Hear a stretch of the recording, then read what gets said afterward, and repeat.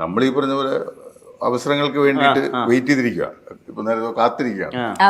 പക്ഷെ ഇപ്പൊ വരുന്നതെല്ലാം ഇപ്പൊ എനിക്ക് നല്ല ക്യാരക്ടേഴ്സ് വന്നിട്ടുള്ളതെല്ലാം ഞാൻ പോലും വിചാരിക്കാത്ത ആൾക്കാർ എന്നെ വിളിച്ചിട്ട്. പക്ഷെ ഇപ്പോ വേറെ ചില ആൾക്കാര് നമ്മളെ വിളിക്കും, ചേട്ടാ ഉഗ്രൻ ക്യാരക്ടർ ഉണ്ട് കേട്ടോ, എന്നിട്ട് അതിന്റെ സബ്ജക്റ്റും കാര്യം കഥയൊക്കെ പറഞ്ഞിട്ട് പറയും, ചേട്ടൻ്റെ പ്രൊഡ്യൂസർ പോലെ ഉണ്ടോ. അപ്പൊ നമ്മൾ പ്രൊഡ്യൂസറെയും കൂടെ റെഡിയായി കൊടുക്കണം, എങ്കിലേ ആ ക്യാരക്ടർ ഞാൻ ചെയ്യാൻ പറ്റുള്ളൂ. ആ അവസ്ഥയിലേക്കാണ് കൂടി സംഘടിപ്പിച്ചു കൊടുക്കേണ്ട. അതെ, പ്രൊഡ്യൂസർ നമ്മൾ സംഘടിപ്പിച്ചു കൊടുക്കണം. അതാണ് ഈ ആദ്യഘട്ടങ്ങളിലൊക്കെ നമ്മൾ കുറച്ചുകൂടെ ചാൻസ് ചോദിക്കുന്നത്. ഇപ്പൊ ചാൻസ് ചോദിക്കുന്നുണ്ടെങ്കിൽ കൂടിയും കുറെ പേരൊക്കെ അങ്ങനെ പരിചയമില്ലാത്തവരും ഉണ്ട് കേട്ടോ. അപ്പൊ നമ്മൾ ഇതെങ്ങനെ ഡയറക്ടേഴ്സ് വന്നു, പിന്നെ എനിക്കൊരു അവസരം തരുമെന്ന് ചോദിക്കാനൊരു മടി, അതൊരു പ്രശ്നം. അപ്പൊ പലരും പറയുന്നു അങ്ങനെ ചോദിച്ചാലേ ഇപ്പൊ കിട്ടുള്ളൂ, ഇപ്പൊ കരയുന്ന കുട്ടിക്ക് പാലുള്ളൂ അങ്ങനെയൊക്കെ പറഞ്ഞാൽ ഈ പറഞ്ഞ പോലെ കൈൻഡ് ഓഫ് നെറ്റ്വർക്കിംഗ്, ഒരു ഗ്രൂപ്പിന്റെ ഭാഗമാകുക, അല്ലെങ്കിൽ ഗ്രൂപ്പുമായിട്ട് എപ്പോഴും കണക്റ്റഡ് ആയിരിക്കുക, അങ്ങനെയൊക്കെയാണ്. അങ്ങനെ കുറെ ഗ്രൂപ്പുകളില്ലേ, ടീം, വിനീഷ് ശ്രീനിവാസൻ ടീം, ഇവരുടെയൊക്കെ സ്ഥിരമായിട്ടുള്ള പടങ്ങളിൽ കാണാലോ. ഇല്ല, എബ്രിഡ് ഷൈനിന്റെ 2013 ആക്ഷൻ പടത്തിന്റെ പേരെന്താ, നമ്മുടെ 1983 അഭിനയിച്ചതിന് ശേഷം ഞാനിപ്പോ 2026 സ്മൈലാണ് അഭിനയിക്കുന്നത്. തോന്നലുണ്ട് കേട്ടോ, കുറെ സിനിമ അനൂപ് മേനോൻ ടീമിന്റെ അങ്ങനെ തോന്നും. അതാണ്, അങ്ങനെ ആ ഒരു തോന്നൽ നമ്മൾ സ്ഥിരമായിട്ട് വിളിച്ച് ചാൻസ് ചോദിച്ചിരുന്നവര് ഇപ്പൊ ബാക്ക് ടു ബാക്ക് സിനിമ എടുക്കാത്തവരും ഉണ്ട്. അങ്ങനെ പുതിയ ആൾക്കാരെ നമുക്ക് തീർത്തും അങ്ങനെ അറിയില്ല.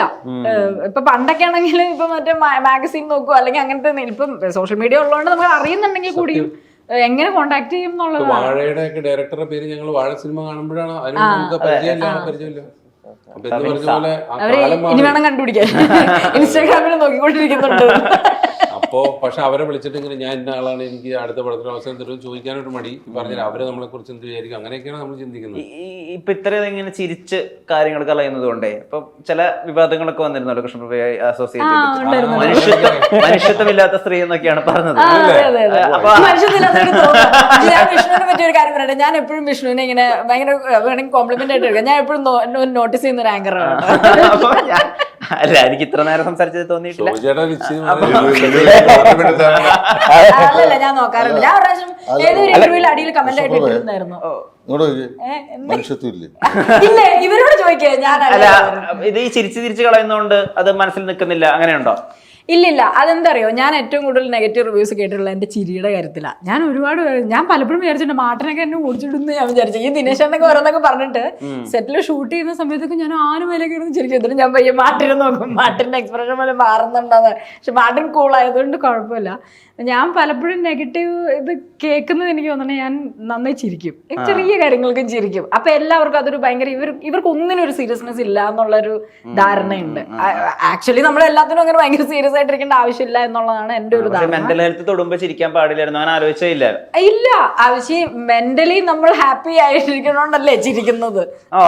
ഞാൻ ആരെയും ഒരാളെ ഒരു വ്യക്തിപരമായിട്ട് ഇന്ന ആൾക്ക് ഇതിന്റെ കുഴപ്പമുണ്ട് എന്ന് പറഞ്ഞിട്ടില്ല. കുറെയൊക്കെ നമ്മള് കൂട്ടിൽ എന്താ പറയാ കൂടുതലാക്കി പറയുന്നു ഉണ്ട് എന്നുള്ളതാണ് ഞാൻ പറഞ്ഞിട്ടുണ്ടായിരുന്നു. പക്ഷെ പലരും പല രീതിക്ക് അനുസരിച്ചാണ് അത് എടുത്തത് എന്നുള്ളത്. ഞാൻ നോക്കിയപ്പോ കുറെ ആൾക്കാർ ആളുകൾ റിയാക്ട് ചെയ്യുന്നു, സെലിബ്രിറ്റീസ് അടക്കം പക്ഷെ ഇതിന് മുന്നേ അത് കഴിഞ്ഞിട്ട് ഞാൻ പിന്നെ വിചാരിച്ചിട്ടോ ഈ പറഞ്ഞ സെലിബ്രിറ്റീസ് ആരും എന്നെ നേരിട്ട് വിളിച്ച് എന്നെ വഴക്ക് പോലും പറഞ്ഞിട്ടില്ല. ഞാൻ നോക്കിയപ്പോ ഇവരൊക്കെ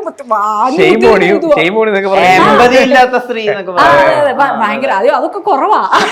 എനിക്ക് അതൊക്കെ ഇവിടെ പറയാൻ പറ്റില്ല, എന്റെ ചാനലല്ലേ. ഞാൻ ഫസ്റ്റ് കണ്ടപ്പോ തന്നെ വിളിച്ചു പറഞ്ഞു ഇങ്ങനെ ഒരു സംഭവം തുടങ്ങിയിട്ടുണ്ടല്ലോ എന്ന് പറഞ്ഞു. ആ ചേട്ടാന്ന് പറഞ്ഞു. പക്ഷെ 2 ദിവസം കൊണ്ട് അത് കൈവിട്ട് പോയി. ഭയങ്കര ഇതായിരുന്നു. ഞാൻ പിന്നെ മൈൻഡ് ചെയ്തില്ല കേട്ടോ. ഇപ്പൊ ഈ പറഞ്ഞ പോലെ വേണമെങ്കിൽ വിചാരിക്കാം ഇവർക്ക് ഒന്നിനും ഒരു സീരിയസ്നെസ് ഇല്ലല്ലോ എന്ന് പറഞ്ഞ പോലെ. അതിനൊക്കെ കുത്തിപ്പിടിച്ച് മറുപടി എഴുതാൻ പോയത് വലിയ സംഭവം. അത് കഴിഞ്ഞിട്ട് ഞാൻ ഈ സംഭവം ആളി കത്തിക്കൊണ്ടിരിക്കുമ്പോൾ 4 ദിവസം കഴിഞ്ഞിട്ട് ഞാൻ MG സാറിന്റെ ഷോയ്ക്കാണ് എന്റെ ന്യൂസിലാൻഡിന് പോവായിരുന്നു. അപ്പൊ സത്യം പറഞ്ഞാൽ എനിക്ക് ശ്രദ്ധിക്കാനുള്ള നേരം ഉണ്ടായിരുന്നില്ല. അപ്പൊ ഞാൻ അങ്ങ് പോവുകയും ചെയ്തു. എന്നിട്ട് ഇവര് കുറെ പേര് എഴുതി ഇവരൊന്നും ഒരു മറുപടി പോലും ഇല്ല, ഒരു സോറി പോലും പറഞ്ഞില്ലല്ലോ. ഞാൻ ഏതായാലും കൈവിട്ട് പോയി, എന്നാ പിന്നെ പോട്ടെ എന്ന് വിചാരിച്ചു. അങ്ങനെ ഞാനൊരു മനസാക്ഷി ഇല്ലാത്ത ഞാൻ കമന്റ് ചെയ്താണ് പറഞ്ഞത്. അല്ല വിഷ്ണു ഇല്ല ഇപ്പൊ ഇത്ര നേരത്തെ ഇന്ററാക്ഷനിൽ എനിക്ക് വളരെ ചുമ്മാ അല്ല, നേരത്തെ ഞാൻ കണ്ടായിരുന്നു വിഷ്ണു അപ്പൊ എന്നെ നോക്കുന്നതിന് ഞാൻ വിചാരിക്കുകയും ചെയ്തു വിഷ്ണുവിന് ഞാൻ പലതവണ ഞാൻ വിഷ്ണു ഇന്റർവ്യൂ ചെയ്യുന്നതിന് തന്നെ ഞാൻ കമന്റ് ഇട്ടിട്ടുണ്ട് നല്ല ആങ്കർ ആണെന്നൊക്കെ പറഞ്ഞു. അപ്പൊ ഞാൻ വിചാരിക്കുന്നു ഒന്നും പരിചയപ്പെടണമല്ലോ. എന്നെ നോക്കുന്നില്ല, മനസാക്ഷി ഇല്ലാത്ത സ്ത്രീയെ ഇന്റർവ്യൂ ഇപ്പഴാ കൈ കിട്ടിയത്. ഞങ്ങള് പിന്നെ ഇടയ്ക്കിടയ്ക്ക് ഇന്റർവ്യൂലും കാണാറുണ്ട്. വിഷ്ണു ആദ്യമായിട്ടാ മനസാക്ഷി ഇല്ലാത്തൊരു സ്ത്രീ. അങ്ങനെ തോന്നിയോ? ഇവരോടൊക്കെ ചോദിച്ചിട്ടുണ്ടോ?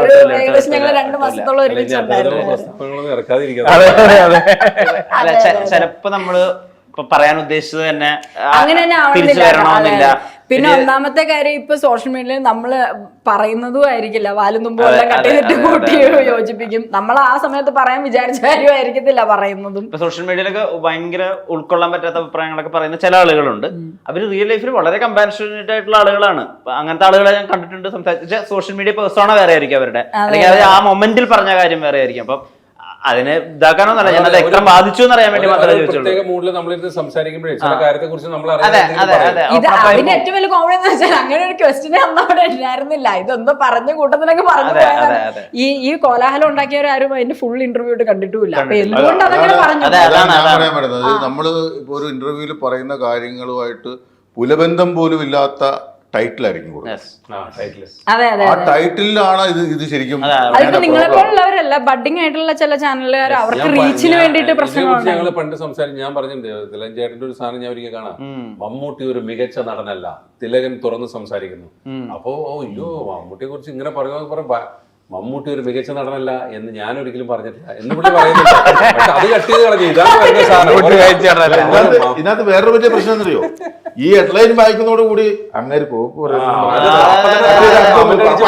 മമ്മൂക്കയുടെ ഒരു സാധനം ഉണ്ടല്ലോ, മമ്മൂക്കയ്ക്ക് ഭ്രാന്താണ് എന്ന് പറഞ്ഞില്ല, അഭിനയത്തോടാണ് ഭ്രാന്ത്. അങ്ങനെ ധരിക്കുള്ളൂ. ഇപ്പൊ ദിനേശ് പറഞ്ഞൊരു കാര്യം എനിക്കുണ്ടായിട്ടുണ്ട്. അതായത് ഞാൻ എൻ്റെ അടുത്ത് നിങ്ങളെ പോലുള്ള ഇന്റർവ്യൂ എടുക്കുന്ന ആളുകൾ ചോദിക്കുന്ന ചോദ്യങ്ങളുണ്ടല്ലോ, അപ്പൊ നമ്മുടെ അടുത്ത് അത് ചോദിക്കേണ്ട ഒരു കാര്യമല്ല. പക്ഷെ നമ്മൾ ചോദിക്കുമ്പോൾ നമ്മൾ അതിന് മറുപടി പറയും. അങ്ങനെ എൻ്റെ അടുത്ത് ഒരു ദിവസം ഒരാൾ ചോദിച്ചു, മമ്മൂക്കയും തിലകൻ സാറോട് ഭയങ്കര ഉടക്കായിരുന്നല്ലേ? ഞാൻ പറഞ്ഞു, ആര് പറഞ്ഞു? അവര് തമ്മിൽ ഉടക്കൊന്നുമില്ല, അവർ എത്രയോ സിനിമകളിൽ ഒന്നും അഭിനയിച്ചിരിക്കുന്നൊന്നുമില്ല. പിന്നെ ഇവർ രണ്ടുപേരും ഏകദേശം ഒരേ ഞാൻ പറഞ്ഞതാണ് എൻ്റെ നിഷ്കളങ്കമെന്ന് പറയാൻ പറ്റില്ലെങ്കിൽ ഞാൻ സ്വാഭാവികമായിട്ട് പറഞ്ഞു പോയൊരു മറുപടിയാണ്. ഞാൻ പറഞ്ഞു അവർ രണ്ടുപേരും ഏകദേശം ഒരേ സ്വഭാവം ഉള്ള ആൾക്കാരാണ്, രണ്ടുപേരും എല്ലാം ഓപ്പൺ ആയിട്ട് തുറന്ന് പറയുന്ന ആൾക്കാരാണ്. അപ്പൊ അവർ രണ്ടുപേരും ചേരുമ്പോൾ ചിലപ്പോൾ ചെറിയ സൗന്ദര്യ പിണക്കങ്ങൾ ഉണ്ടാവും, അല്ല അങ്ങോട്ടും ഇങ്ങോട്ടും എന്തെങ്കിലുമൊക്കെ പറഞ്ഞിട്ട് അത് അവർ ഇപ്പൊ ഞങ്ങളിപ്പോ തമാശ പറയില്ല അങ്ങോട്ടും എന്ന് പറഞ്ഞ പോലെ അവർ തമ്മിൽ ഈ തമാശ പറയുന്നത് കുറച്ച് സീരിയസ് ആയിട്ടാണ്. അപ്പൊ അങ്ങനെ പറഞ്ഞ് അച്ഛൻ തന്നെ പറഞ്ഞിട്ടുള്ളൊരു ഉദാഹരണം, അച്ഛൻ പണ്ട് ഇതിനെ കുറിച്ച് ഞങ്ങൾ തന്നെ സംസാരിച്ചപ്പോൾ അച്ഛൻ പറഞ്ഞിട്ടുള്ള കാര്യം ഞാൻ പറഞ്ഞു. ഇത് ഞാൻ ക്രിയേറ്റ് ചെയ്തതല്ല, അച്ഛൻ പറഞ്ഞ കാര്യം ഞാൻ പറഞ്ഞു. അതായത് ഇവർ തമ്മിലുള്ള വഴക്കിന്റെ കാരണം എന്താ, ആ കാരണത്തിന് ഉദാഹരണമായിട്ട് പറഞ്ഞതാണ്. ഇപ്പൊ ഒരു കസേരയിൽ ഇരുന്ന് രണ്ടുപേരും ചായ പിടിച്ചുകൊണ്ടിരിക്കുന്നു. അപ്പൊ ഈ കസേരയുടെ കൈയുണ്ട്, ആ കയ്യിൽ മമ്മൂക്ക ഈ ചായ കുടിച്ചിട്ട് ഈ കസേരയുടെ കയ്യിൽ ഈ ഗ്ലാസ് വെച്ചു. ഉടനെ അച്ഛൻ അവിടെ എടുത്തു, ഇപ്പോൾ ഒരു ഇടിവെട്ടിയ താനെന്ത് ചെയ്യും? ഉടനെ മമ്മൂക്ക, ഇടിവെട്ടുന്നതിന് ഒരു മിന്നൽ വരില്ലേ, അന്നേരം ഞാൻ ഈ ഗ്ലാസ് എടുത്ത് മാറ്റും. ഇത് പറഞ്ഞ് ഇവർ തമ്മിൽ ഇതാണ് ഇവർ തമ്മിലുള്ള പ്രശ്നം. ഞാൻ ഇതാണ് ഞാൻ പറഞ്ഞത്. ഇത് പറഞ്ഞതിന് അവര് ഹെഡിങ് കൊടുത്തതെന്നറിയാം, മമ്മൂട്ടി വഴക്കാളിയാണെന്ന് ശോഭിച്ചു.